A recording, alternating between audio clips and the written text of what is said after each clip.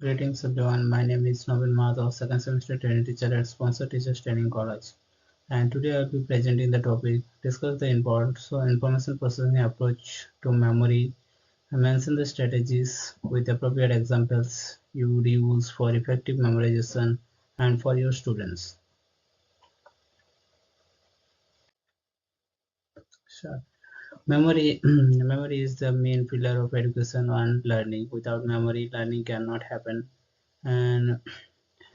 Without memory. Learning process is loses its purpose, as because what we learn today, uh, basically for use it in future purpose.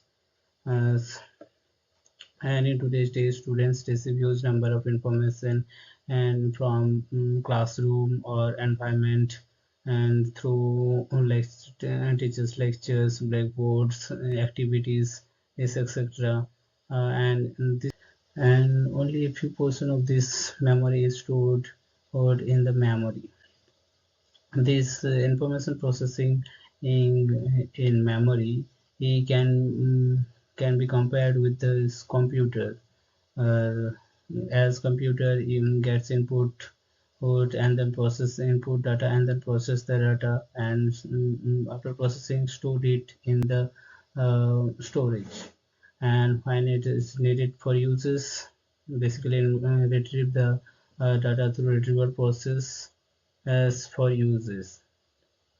This process can easily be compared with human processing the data for uses from the memory. Next is stages of memory in the information processing approach. First is sensory stage. At this stage, information is comes from our human senses, from seeing and hearing the sound. And it's this type of information and get encoded in our memory for meaningful information. And this sensor stage is very short period of time, and probably few seconds. And for example, if a science teacher or physical science teacher draws a reflection diagram, and then remove the diagram from the blackboard, and then the students will not fully register the information or process the information and remember for or any further period of time. This stage is relatively a fraction of second. Next is short term stage. In this stage, information stays for a brief period of time, and if this information is connected or processed in a meaningful way, it can and stay for further. For example, ask questions or source through experiment or demonstration and about certain topic, then it can and student can develop a meaningful connection with that sensory information they are achieving and building a connection to it. Further, if the information is processed as long-term stage. Long-term stage is a relatively permanent stage where the information is repeated and practiced through experiment or demos has become relatively permanent. For example, well, in case of physical science, had the example I am using previously, I am using for I am repeating this information. In case of for let's say a reflection of light, if the teachers state the law or that incident ray is equal to the reflected ray, and repeat it for several times, and ask the students to repeat after him. Um, and at the end of the lecture, if the teacher asks what is the first law of reflection, then probably few students would respond with the repeated statement few minutes ago. This is through uh, through this is processing or repetition of practice, information get registered in our long-term stage. Next is strategies for effective memorization. Memorization is really Memorization is really needed for when we need to use the information for future or further processes. Yes, and this memorization can be done through several ways. First is rehearsal and repetition. Repetition is one of the most simplest and effective way for memorization. Here information is repeated several times to firmly memorize in our brain. And for example,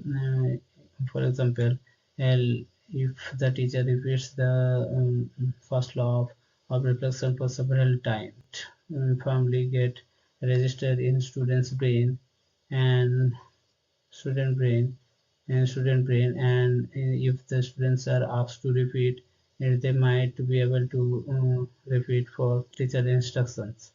And through this rehearsal and repetition process, as the law of reflection can be effectively memorized in students' brain. And next is chunking.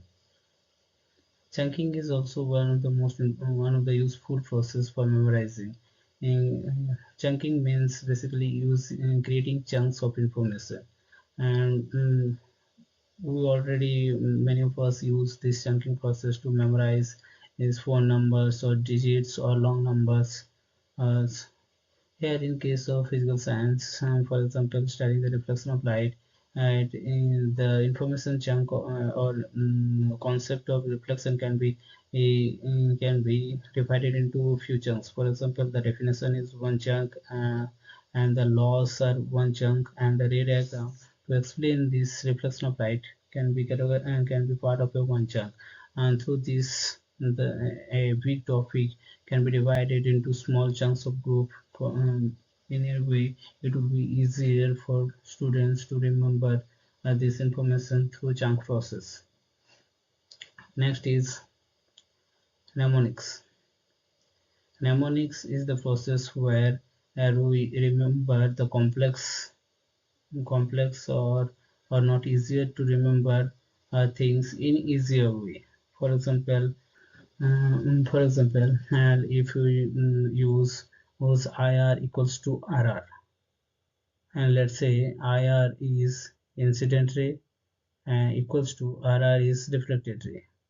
So through these mnemonics, is, teachers can and help students remember the first of reflection, that incident ray equals to reflected ray. One more example is Ohm's law. P equals to IR. If the teachers use the mnemonics like very important rule. V equals to IR. This is also a great mnemonics or great way to effectively remember laws like Ohm's law. Next is visualization and diagram. Visualization. We humans remember things better if things are visually represented to us rather than just words.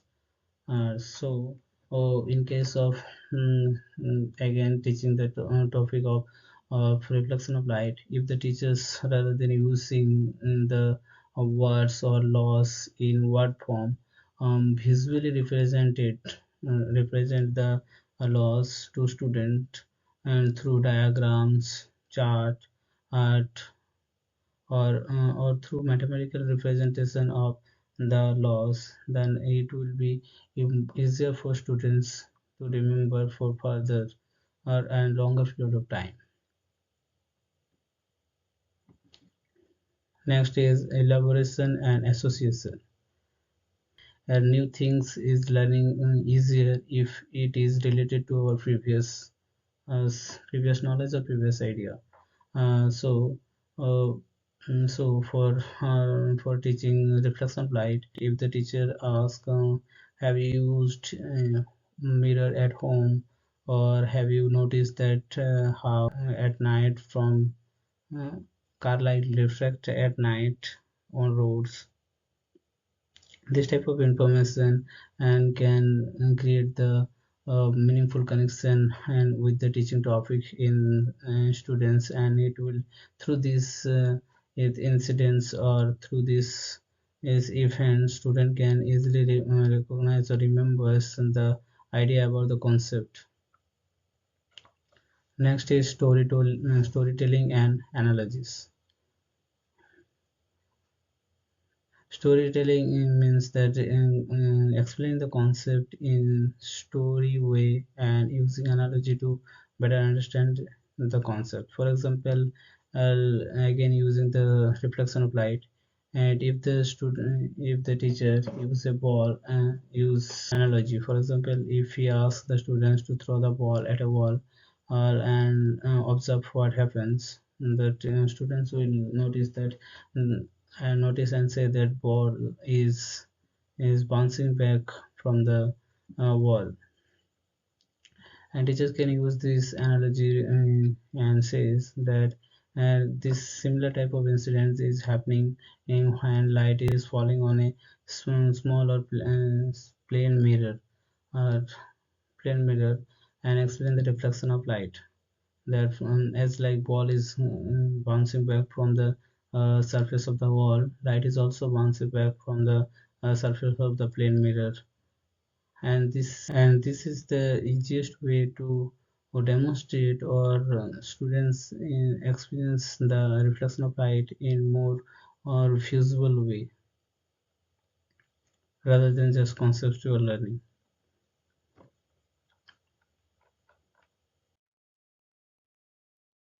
Thank you.